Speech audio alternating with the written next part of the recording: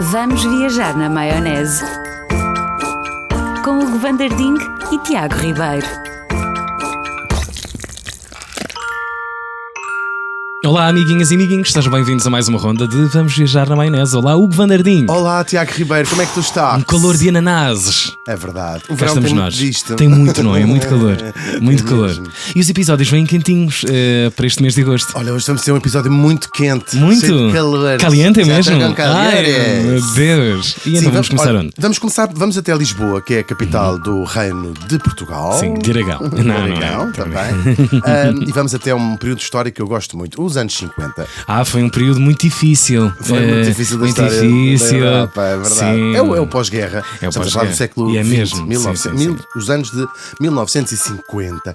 E vamos, claro, entrar nesse universo que nós conhecemos de um país que vive debaixo da pata de uma ditadura, a ditadura salazarista, e que nós, claro, no nosso imaginário é uma ditadura onde a moral, os bons costumes eram uma marca desse, ou pelo menos a tentativa de controlar a moral e os bons costumes, tudo muito vigiado, tudo muito censurado, até não é? Os espetáculos, as coristas tinham que ser caixaias debaixo do joelho, Nada à vista. até as senhoras, Até as também, senhoras, sim, mais sim, as sim. coristas. E portanto, a própria decência, a ideia de a decência na rua, não é? Não me dás beijinhos, A moral, na rua, não é? A Sim, moral, sim, os bons sim, costumes, sim. toda essa porcaria que hoje em dia está tudo na bandalha. Onde é que isto está? Tem que voltar tudo outra vez. Bom, agora, debaixo desse pano, dessa rigidez do regime, claro, havia sítios, e vamos falar de umas casas onde a história era bem outra. Umas casas muito especiais. Muito especiais. Então, Onde à passou por lá? noite. Sim, eu acho que acontece sempre, não é? Quanto mais é como as crianças, quanto mais as proíbes, Claro, mais claro, elas são malucas. E vamos falar de uma dessas casas de diversão noturna. Ai, adoro essa designação. Diversão noturna. Já chegou a noite, para quê? Para me divertir. Para me divertir. E vamos falar de uma dessas casas que ficava na calçada do Carmo. Era subir um bocadinho mais e Sim, sim. em 74 acabava toda esta porcaria. Era para desmoer, para chegar lá com apetite. Tal e qual. Isto fica, a calçada do Carmo fica nas traseiras do Rossio, mesmo ali em frente a uma parte da estação do Rossio, começa-se a subir ali para o Carmo. E esta casa em particular, que estamos a falar, era a mais exclusiva, ou das mais exclusivas, vou dizer mesmo, a mais exclusiva destas casas da cidade de Lisboa. E tinha um nome muito discreto. Chamava-se ela Pensão Calado. Tal e qual. Aqui o pensão, podemos até pôr umas aspas. Vá, tinha quartos. Claro. Agora não era necessariamente uma pensão. E toda a gente que lá ia sabia muito bem o que é que lá ia fazer. Ia a nata, se quiseres, do regime e da sociedade portuguesa. Ministros, os diretores-gerais das finanças. Vocês já sabem, é isso. Tal e qual. Diferentes não são. Claro, havia de vários níveis. A pensão Calado era mais para Era mais, chique, em era mais nota a tirar gorda. para Sim. chique. É verdade.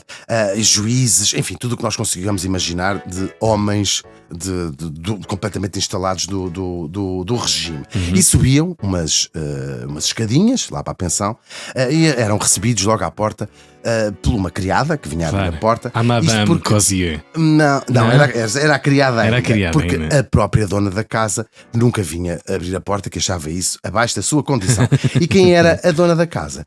Era a Madame Calado, que era a rainha de Lisboa. Era mesmo Tá, como a chamavam. A pessoa tem que ter um branding sobre si própria, não é? Rainha de Lisboa. Madame Calado. Vamos saber quem foi esta senhora.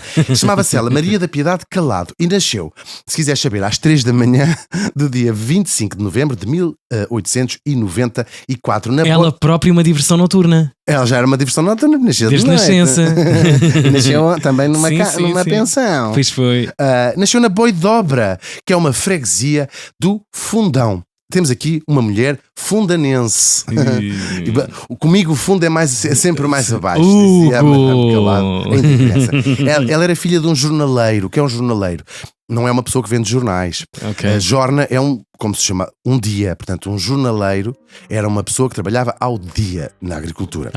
É assim que se chama, jornaleiros. ok. É verdade, sim. Ou seja, Se não era um Ardina, não é? exatamente, um Ardina é que vendia jornais. Levam daqui uma lição. Olha, no Fundão tem um digníssimo Pois é, um jornal, jornal local, resistente o Diário mesmo. do Fundão, sim, talvez o mais famoso. Já existia antes da Dona Calado. Já ela costumava até limpar no carro. Hugo! Com a edição do dia anterior. Isso não conta, não conta. Naturalmente. Claro, gente pobre, sim, filha de agricultores sem a sua própria terra, portanto trabalhavam à jorna, ao dia. É disto que eu gosto. Noutra Vai terra. começar a história. Vai começar a história. Como Gata a é que esta primeira, mulher- lá vai ele agora. Tal e qual. Era pobre, era analfabeta, não sabia ler nem escrever em criança. Nasceu Analfabe- completamente Sim. analfabeta. Aos 2, 3 anos, analfabeto mesmo. Tu nasceste Estrutural analfabeto? e funcional. Eu nasci completamente analfabeto. Lamento informar-te. Poucos passos deste. Sim.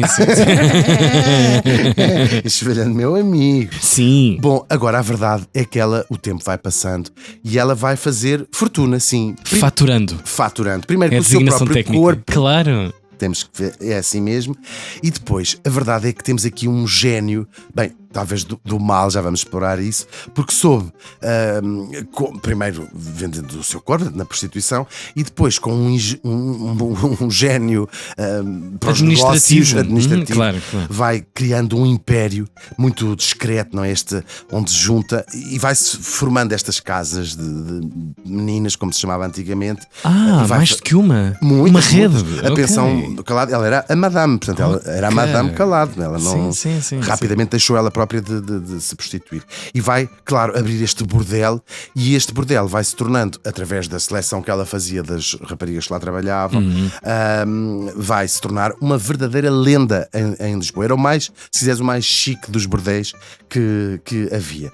E este tal, o que é que ela fez para isso? Claro, este próprio clientela puxa para uma coisa um bocadinho melhor, vá. Sim. E portanto, esta casa na Calçada do Carmo era um luxo asiático. Como a clientela era de topo, tudo ali naqueles lençóis era tudo da melhor qualidade. Sim. E ali se faz, dizia-se, negócios de Estado e negócios importantes, devido à clientela muito importante que lá se fazia. Mas não era tudo tão moral, tudo tão. Claro que debaixo dos panos já sabia como é que era. E a Madame Calado, para além deste negócio de prostituição, usando também a sua influência junto destas pessoas, começou a expandir os seus negócios. Ela emprestava dinheiro a juros, para ter a agiota, comprou muitas propriedades, vendia, e era uma mulher de negócios à séria, porque se tentassem enganar, ela processava, ia a tribunal e ganhava os Tinha uma casos rede de todos. contatos privilegiadíssima, não é? De gente do poder. Claro, os que juízes decidia, todos, claro. mas ficava também com eles presos por si. Eu já ganhei isto, não foi, doutor? Para termos Foi, doutor? Para termos uma ideia, nos anos 40 ela emprestou 550 contos. Isto é o equivalente a emprestar quase 300 mil euros de hoje. E era mesmo assim, passavam-lhe um cheque sem cobertura, por exemplo, e ia o caso todo para o tribunal e ela ganhava. Entretanto, os anos vão passando, o seu negócio vai florescendo. Ela, para termos mais uma vez ideia da fortuna que esta mulher foi fazendo, ela vendeu uma das quintas que tinha, ia comprava, tinha bastante património, quer no Fundão, quer em Lisboa, prédios na zona central de Lisboa. Vendeu um dos prédios por 1.800, uma das quintas por 1.800 contos. Isto dá qualquer coisa como 1 milhão de euros. Era uma mulher verdadeiramente rica. Mas ela já era famosíssima, não recusa-se a pagar a comissão ao tipo que lhe vendeu a quinta.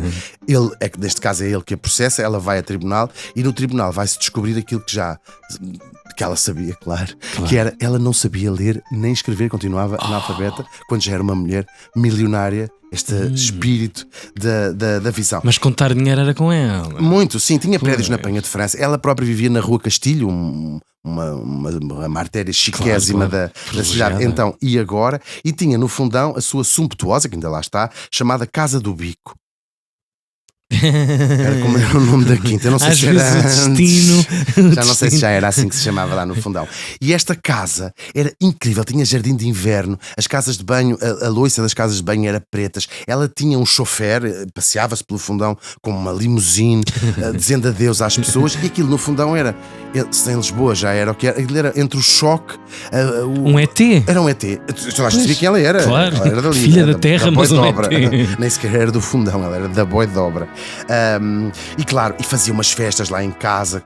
Numa altura, ela tinha um carro com chofer, imaginem, não é? Ela sai dali. Um país que andava à miserável. mula. Claro, havia para aí 10 carros no fundão nesta altura, Pois. na cidade, e ela lá dizia adeus, e vai construir também na célebre Casa do Bico, que pode ser visitada ainda hoje, construiu umas casas mais pequeninas à volta, que dizia-se que era onde estavam as meninas que trabalhavam para a doutora. para ela e aquelas festas. Ela era uma mulher, não passava despercebida em lado nenhum, nem no fundão, nem em Lisboa, nem em Paris, se lá fosse. Era assim alta, loura, era assim uma mulher grande, não é? E sempre vestida com muita exuberância. Ela, de facto, falámos aqui em Paris, e era em Paris que ela se vestia, depois também vestia-se em casa, também. Sim, de vez em quando. Mas tudo com melhor e colares de perlas, muito pintada, sempre. Era uma verdadeira figura, famosíssima.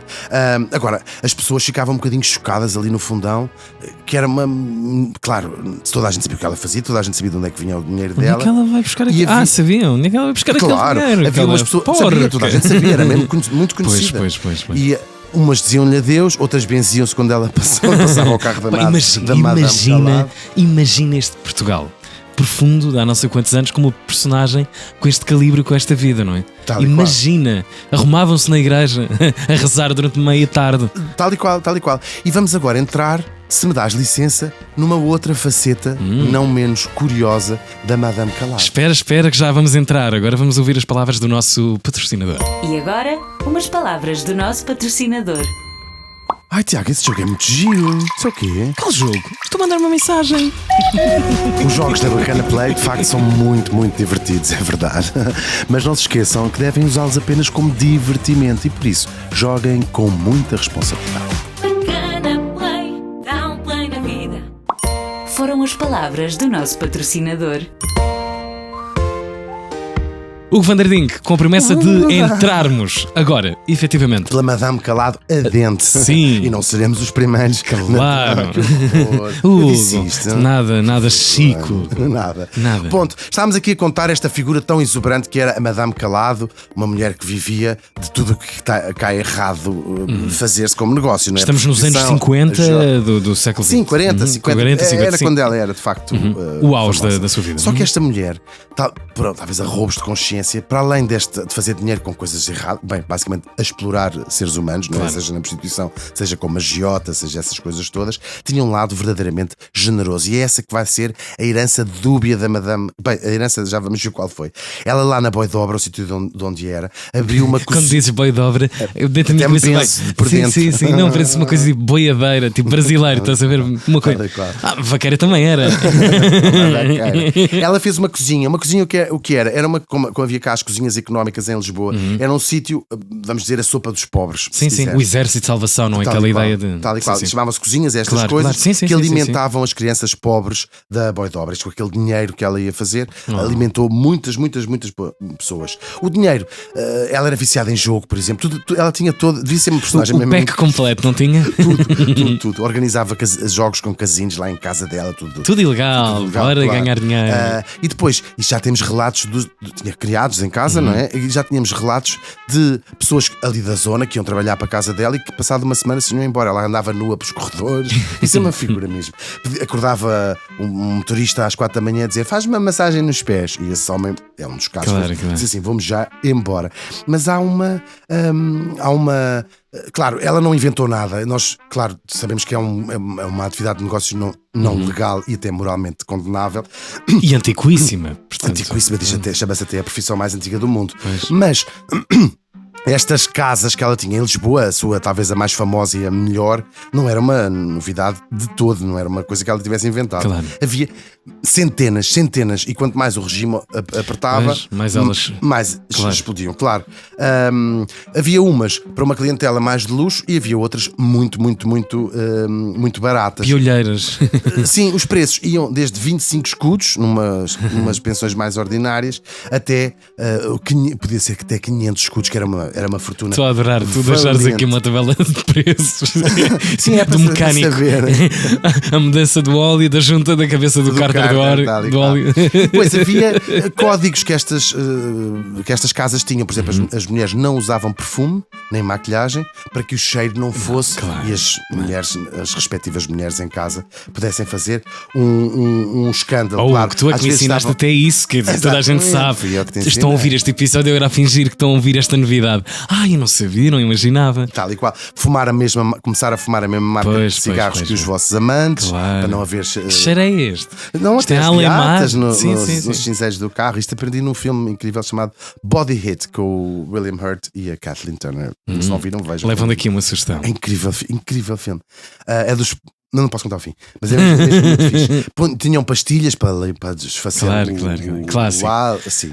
E depois também tinhas de portar bem, também tinhas de portar em condições que não havia bordéis que baniam as pessoas. Depois também havia as famosas rivalidades entre madames, elas próprias, e andavam a tentar boicotar o trabalho umas das outras e, sobretudo, que era a base do seu negócio, seduzir, pagar melhor às raparigas com melhor aspecto para lá trabalhar, as tais meninas, claro. Eu adoro que estas designações todas ainda continuam no vulgo português. Ou seja, uma casa de meninas. Uma casa de meninas. Madame. Quando alguém quer ofender alguém assim mais emproada, aquela madame que está ali, pensa que é incrível, ficou numa espécie de imaginária. Ficou até porque não foi assim há tanto tempo. Pois, claro, estamos a falar de uma coisa de 80 anos, 70 anos. Tal e qual.